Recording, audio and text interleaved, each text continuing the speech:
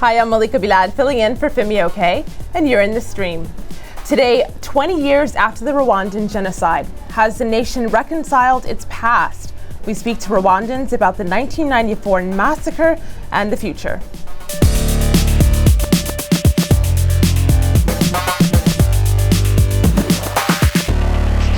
Our guest digital producer, Omar Badar, is here looking out for your live feedback. Omar, I know that this was a suggestion from our community to cover this show, but it's also a really difficult topic. It's a very difficult topic, and 20 years later, and it still remains one. Although we have a lot of discussion that's happening online, we put out the question to our community of whether meaningful reconciliation has happened in the last 20 years, and we're getting a lot of conflicting opinions on that. Take a look here on my screen. Devo says, ask any Rwandan, they will say yes, this progress is happening. Even if challenges are there, we are looking forward and seeing the fruits of reconciliation. On the other hand, the No Psych says, I don't think so. People don't forget these things. There is better hope for the next generation that did not suffer from this directly. Of course, for those of you at home, we want you to be part of this conversation, so be sure to tweet in using the hashtag AJStream. Looking forward to that. Well, joining us on set is Yvette Rugasagahunga. She's a genocide survivor and advocate and diplomat with the Rwandan Embassy in the U.S. Yvette, welcome to the stream. Thank you for having me, Malika. Thanks for being here. Now, before we get started with the conversation, here's a look at how Rwandans are commemorating the genocide on social media.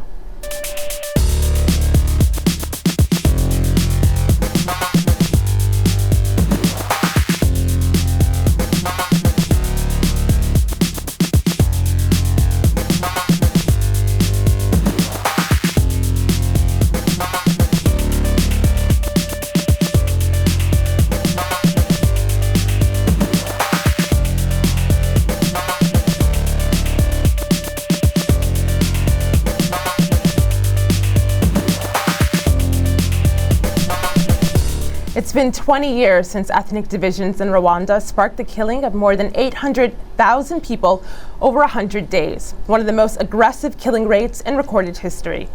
In April 1994, the Rwandan Hutu president Juvenal Habyarimana was killed in a plane crash that to this day remains shrouded in mystery.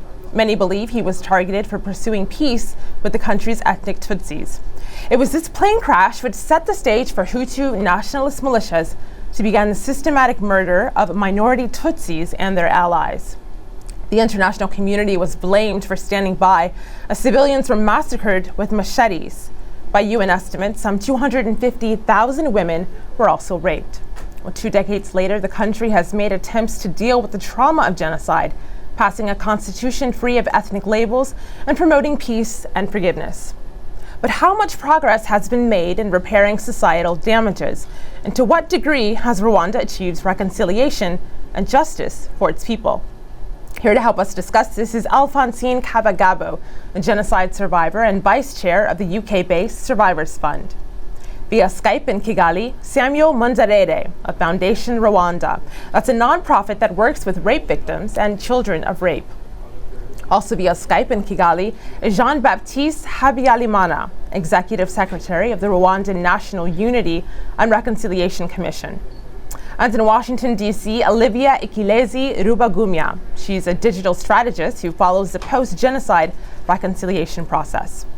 Welcome to all of our guests. Now, Yvette, I'd like to start with you. This week saw worldwide commemorations for the 20th anniversary of the genocide. When you saw the reenactments, many of them online at least, were using the hashtag Kwibuka20. That's a tweet here that I pulled up on my screen, Kwibuka20 remembrance. When you saw these remembrances, what went through your head?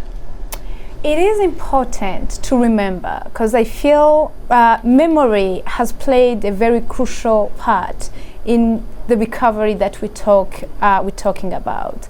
Memory is important because we have to keep the historical clarity of what happened, but memory has to be used in the way that we can actually heal our wounds.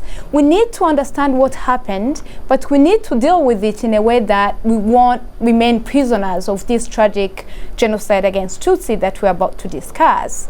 And that may be, leads me to clarify that it's important that we name it by its real name. It's a genocide against Tutsi that we're here to discuss. And by being clear on who was a victim versus who was a perpetrator, that's actually a prerequisite of any justice we can have, any reconciliatory efforts, and any move forward that we can make. Name it by its real name. Now, you mentioned it's clear to distinguish between who was a victim and who was a perpetrator. You were 14 or 15 at the time of the genocide. Can you tell us your story? Well, briefly, I was 14 years old, and actually yesterday, on the 9th of April, it was the 20th of the killings of my own father, my brother, and my grandmother. And that's something that I almost witnessed because I was not even, I was in a walking distance away from home. Too long of a story to tell, but when you are 14, and I had experienced the build-up to that moment, but I just didn't realize that overnight my life could be completely destroyed. And I died with the bullet that took the life of my father. I died as I was living the beatings that ended the life of my brother, 20 years old. But I somehow came out with a resolve to not just be, but to actually really succeed, because I realized that if I don't become who my father actually dreamed me to be, that's the justice that I'm losing right there. So justice for me has been pushing with the heavy cross that I carry as a survivor, pushing fellow survivors. I started working with survivors at age 15. And I think the shared pain has allowed me to flourish, has allowed me to achieve my personal goals, but really, as also I was holding, other survivors' hand, and them holding mine, and my siblings, obviously, and here we are, 20 years after. Challenges remain, but so many progress made, and healing is the underlying of any progress, any step we have made forward. Right. And obviously that leads to, the reconciliation, the recovery of the nation. Malika, given the sort of difficult things that Yvette was just talking about, the community is discussing whether real reconciliation between victims and perpetrators is actually possible. We have Ibrahim here who says, no, this will never happen. Since the perpetrator cannot amend his or her wrongdoing, I can't forgive an enemy. On the other hand, Jamumu, this tweet just came in a couple of minutes ago saying, come and see for yourself, in many villages, victims and perpetrators live on the same hills in peace. And I want to pull up this thing that the New York Times just did. It's actually portraits of victims and perpetrators who are actually now getting along. One particular one actually really struck me. It's this story right here where the perpetrator, Francois, says, because of the genocide perpetrated in 1994, I participated in the killing of the son of this woman, but now we are members of the same group of unity and reconciliation, and when we are together, we are like brother and sister, no suspicion between us at all. So, Alphonsine, I know you're a survivor of this as well. Have you had any direct interactions with perpetrators, and what was, how easy do you think it is to overcome what must be a very difficult thing to get over in something like this? Thank you. I'm not going to talk about my story because I am such lucky survivor. I survived the genocide like many others 20 years ago, but the genocide started on the 7th, and I went to hide in a church with my baby who was 6 months. To cut it short, I was hiding with my daughter, a few other people, for a week when a miracle happened, and my brother-in-law, who was a Belgian soldier, managed to come to rescue us with other Belgian soldiers. So since then, I left Rwanda. I left Rwanda on the 13th, and we were brought to Belgium. So I can't say that I have had that contact with the perpetrators, but since surviving, I have been working with survivors, but also with young people to support them to get together, to start working on some peace building. I will not say reconciliation, but that requires first to work with the survivor, to help with their trauma. So that's how I joined SAF, which is the fund that supports the survivors in Rwanda, that raise awareness, that raise money to support those who survived the genocide through a holistic program. But that will not be possible if there's not justice.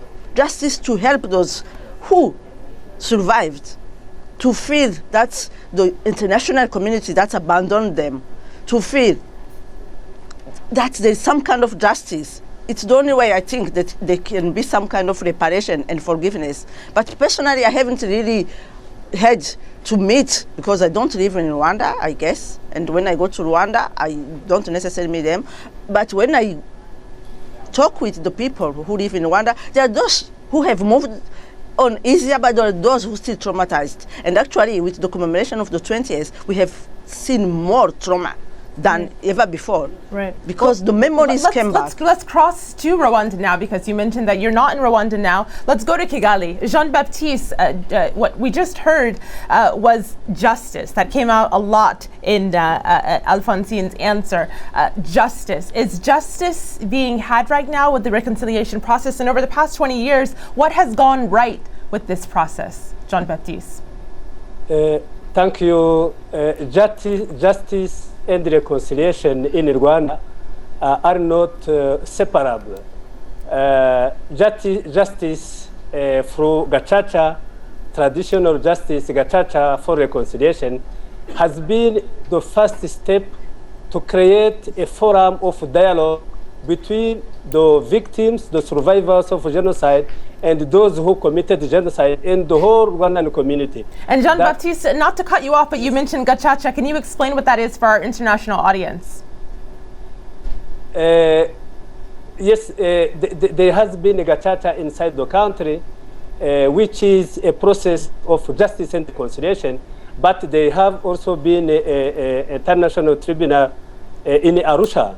So the process of justice has been done side by side with the process of reconciliation.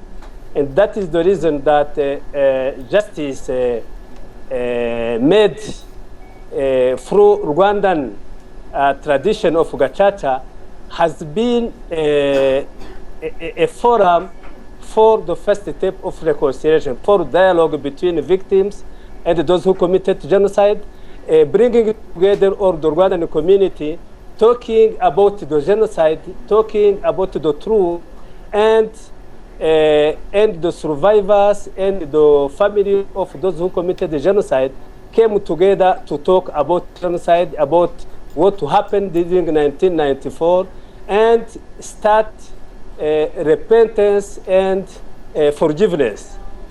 All so right. justice, yes, please. We have Divo here online who says reconciliation after genocide doesn't happen overnight, but the government laid the foundation. We also have Akash here who says an apology at the least serves as an acknowledgement of the injustice, but perhaps and can perhaps quell anger. But for long-term harmony, it's important to have the culprits be brought to the book. Accountability has to be established. So Olivia, do you think accountability has been established at this point? I believe that accountability has been established up to a certain point.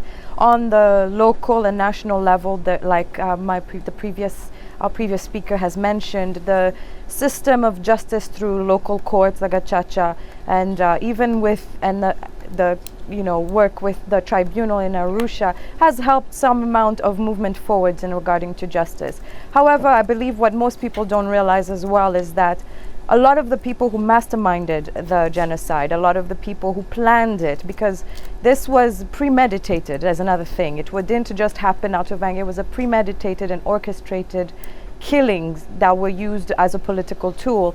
These people are still by and large out there in Europe, also in the United States. So if you can imagine after the Holocaust, some of the head of the Nazis, Goering or Hitler or whatever, if he had not died, still being out in large, and we still have issues with countries maybe refusing to recognize this or extraditing. So in regards to having more international involvement in bringing people to justice, I think is a bit of a missing key and something that Rwanda still strives to get. And until we get that part, I think there's still going to be some amount of feeling a bit of an insult to the victims and those people who are trying to heal when you know that somebody who helped orchestrate killings is living well in, you know, in a country somewhere with a house and a family. Well, so Samuel, I want to bring you in here, though, to that? pick up on this point. I want to pick up on the point that Olivia was just making, that the reconciliation has worked up into a point. So, Samuel, what are some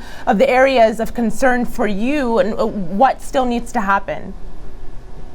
Well, I'd also like to add that to a great extent, reconciliation, yes, foundations have been made, and it's a process that that takes time, and do not happen in such short time as we may expect. But the foundations have been laid.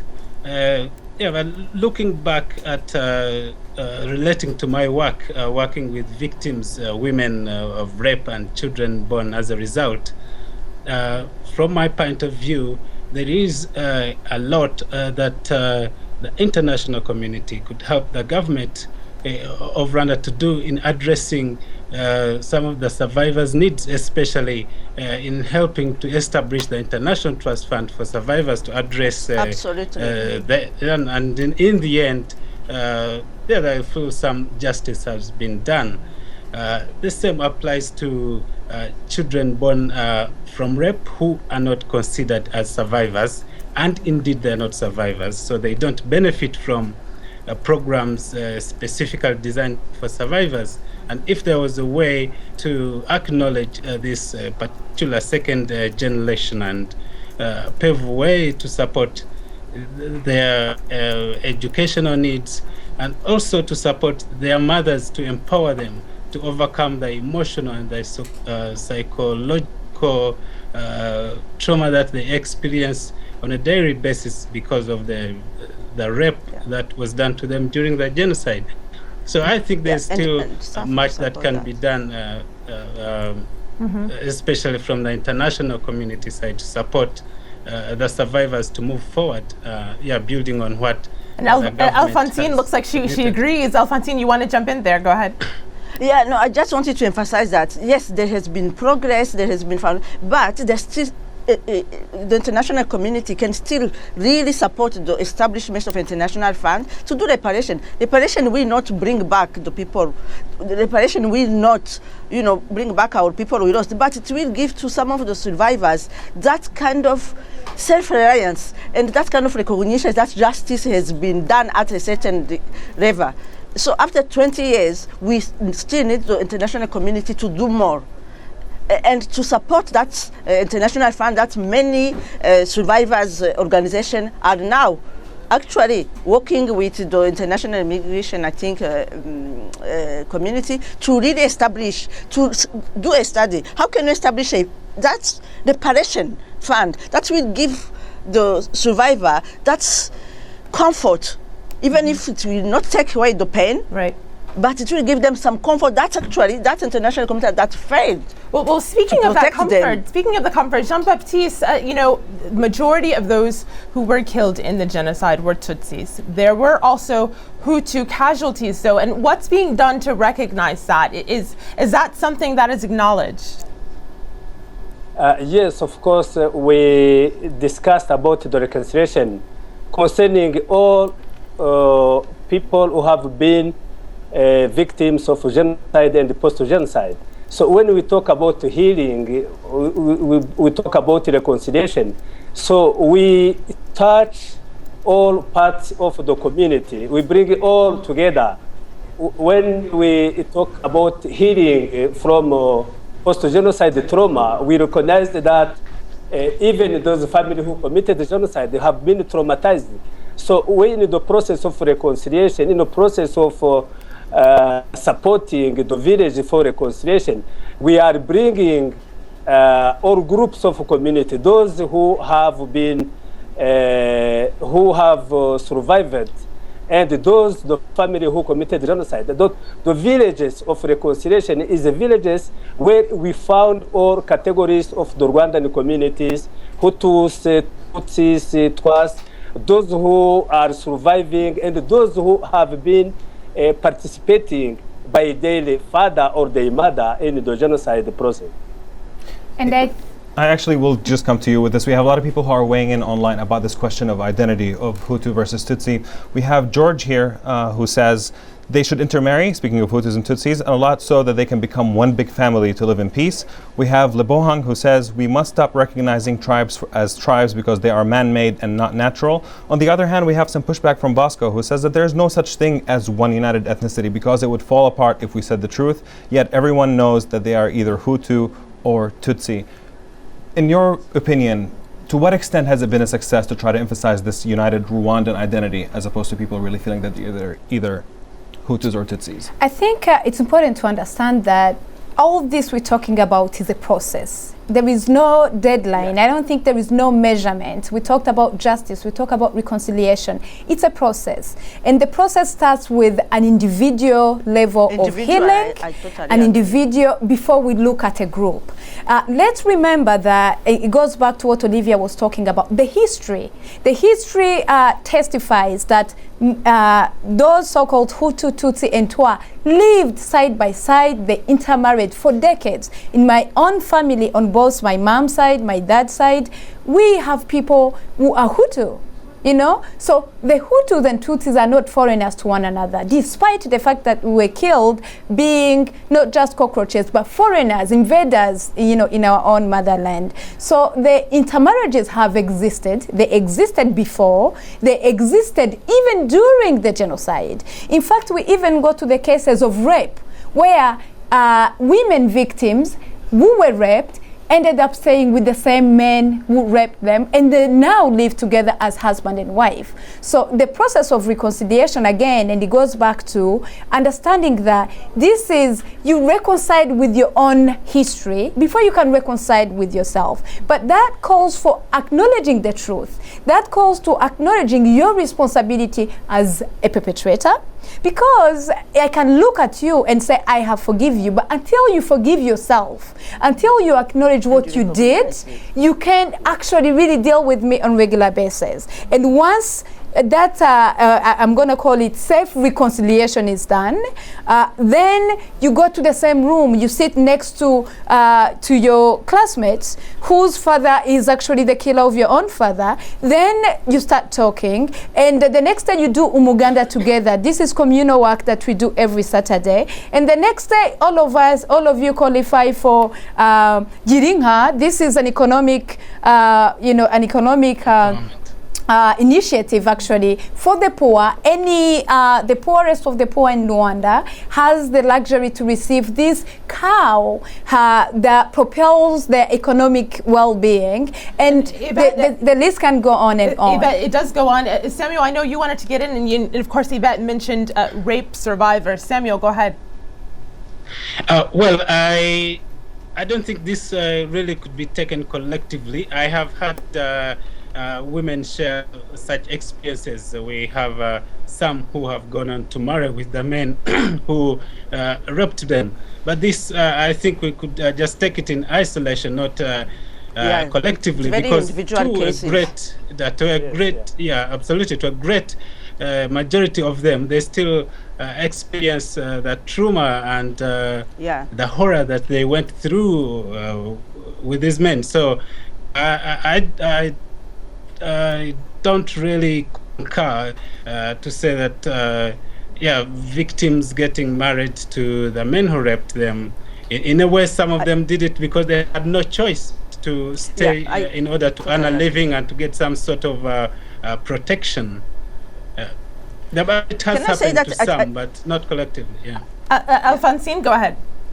Yeah, I would like to say, I think it's important. I agree with some of the previous speakers. I think it's really important to know the main thing is to lay the foundation of reconciliation, of justice, support people. So it's really a holistic approach. You give people the support to rebuild their life physically, emotionally. You build the foundation for reconciliation through the Gacaca Court, through the International Court, through the Munyarwanda. Alphonsine, we'll actually talk about that foundation, how that foundation gets built in our post-show, because that's all the time we have for our main show. I do want to thank all of our guests for this fascinating discussion.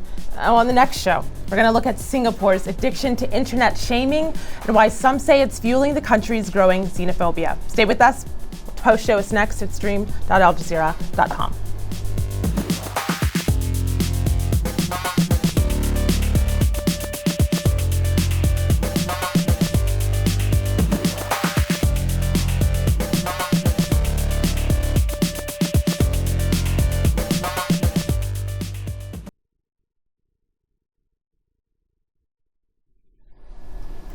Welcome back. This is the Streams Online Post Show. We're talking about progress and reconciliation efforts in Rwanda 20 years after genocide. Let's get back to the discussion. Alphonsine, I had to cut you off because we were running out of time, but I want you to finish that thought. Go ahead. Okay. Yeah, so I was talking the importance of really laying the foundation for that through so many different programs, through those who do the Gacaca, through those who like SARF and Foundation in Rwanda who support the survivor to rebuild their life, their self-esteem and their confidence. But I hope with all this work, what we are aiming at some point is that being a Tutsi or being a Hutu, it's not what is important. What is important is to be a Rwandese that have the needs, that can have a job, that can go to school, not because you have a job or you are going to school because you are a Hutu or a Tutsi, no, because you have the skills and the knowledge. So we have to build that. But without that, I would like to come to what I said before, without that, the victims feel that they have been really supported to rebuild their life through that international fund, through the justice, through being able to go to school, through those young children who now, have no one to support them, even have now the possibility to be supported. So it will take a long time to get there. But what we are doing now is so important. And right, it's only been 20 years. After 20 years, we have seen so many people who are now in so much trauma after 20 years. So it feels like it's yesterday. Yeah. If I might say something, if I might jump in there. Olivia, please go ahead. I wanted to just mention that one of the things I've noticed a lot, I've been back and forth in Rwanda since 1994 and seen the evolution over the last 20 years really quite frequently. And one thing that I will say is part of that foundation is a lot of investment in knowing our culture and our heritage. Again, emphasizing the part of us that had made us a community before colonial, divide and rule policies helped to create the situation that culminated with the '94 genocide.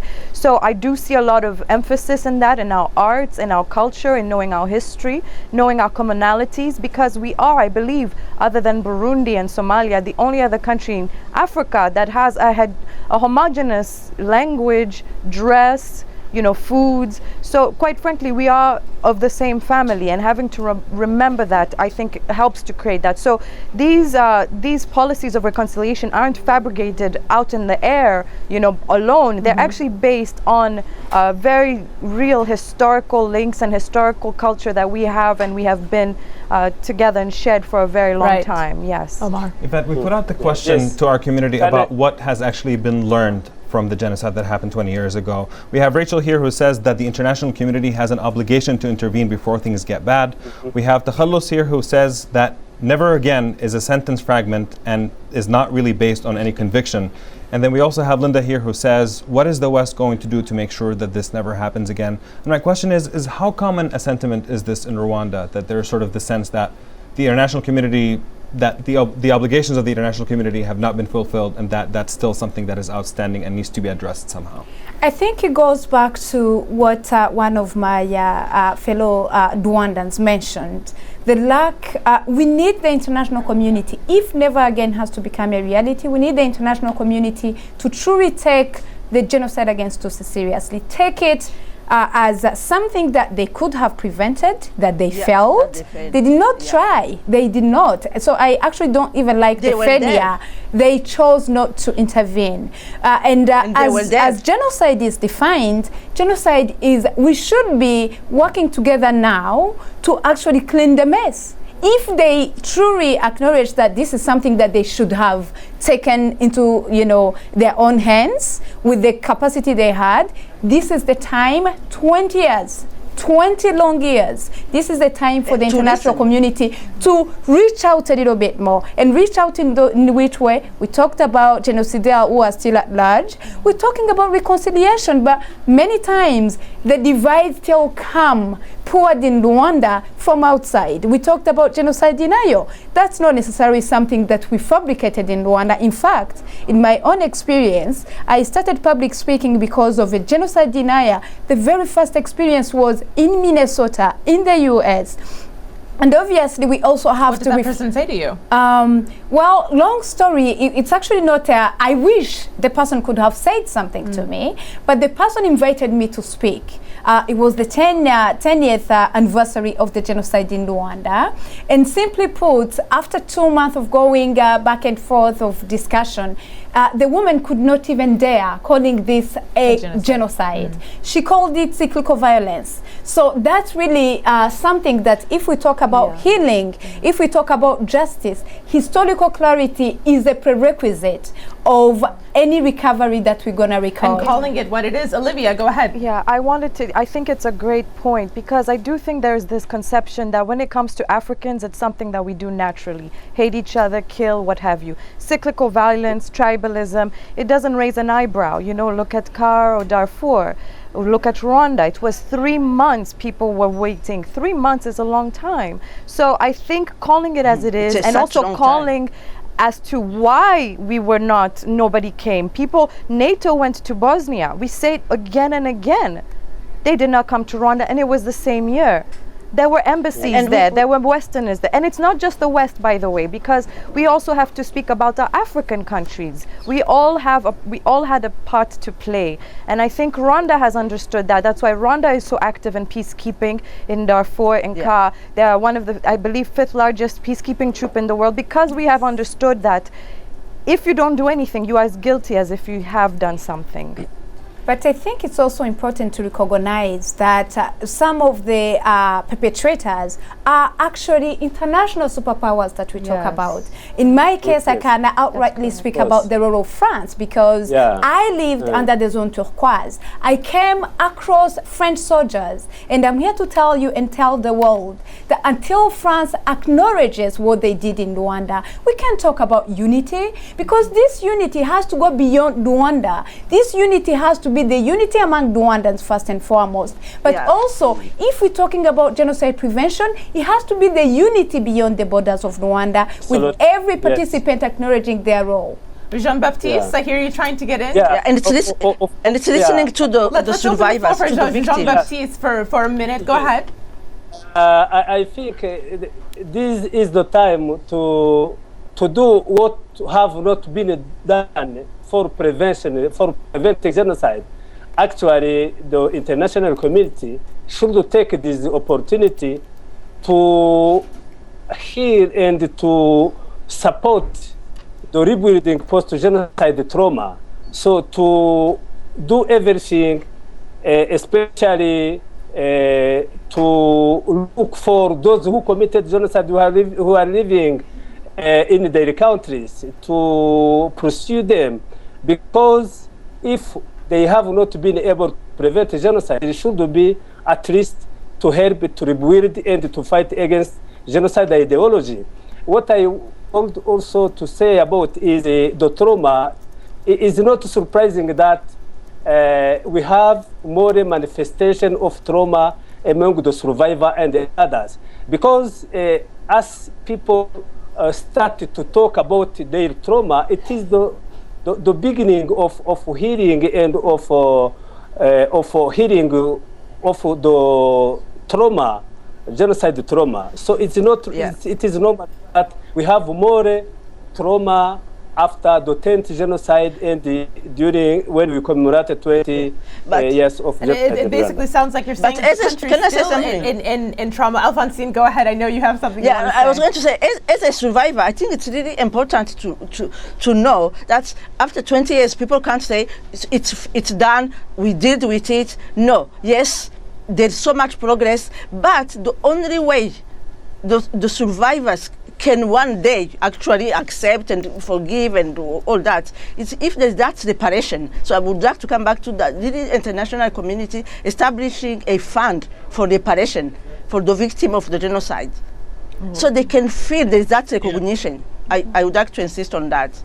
And I think it's not just recognition, if I can add to that. When we talk about survivors' needs, I mean, obviously Alphonsine is a survivor and I'm a survivor myself. And really this is why it's important to see this as it's a very individual journey.